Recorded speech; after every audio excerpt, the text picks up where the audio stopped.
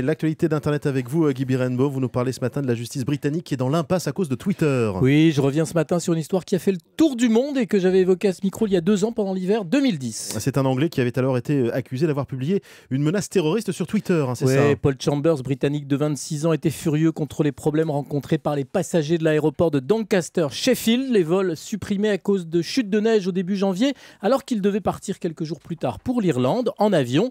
Il avait donc publié sur Twitter un message lu par ses 600 abonnés qui se voulait humoristique. Vous avez un peu plus d'une semaine pour mettre de l'ordre dans votre merdier, autrement je fais exploser cet aéroport.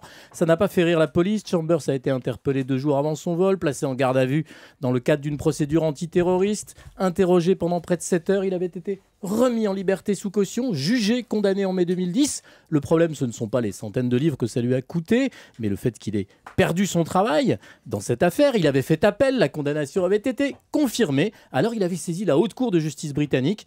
Eh bien, on vient d'apprendre que les 2 juges de la Haute Cour qu'il avait entendus n'ont pas réussi à se mettre d'accord. Il faudra que 3 nouveaux juges se réunissent de nouveau et d'après numerama.com et beaucoup de sites anglo-saxons, ce serait très rare. Le point de droit qui occupe les juges est central. La lutte contre le terrorisme doit-elle toujours se prévaloir sur la liberté d'expression, sachant que les services de sécurité de l'aéroport avaient classé le tweet de Chambers comme une menace non crédible. Alors voilà, affaire à suivre.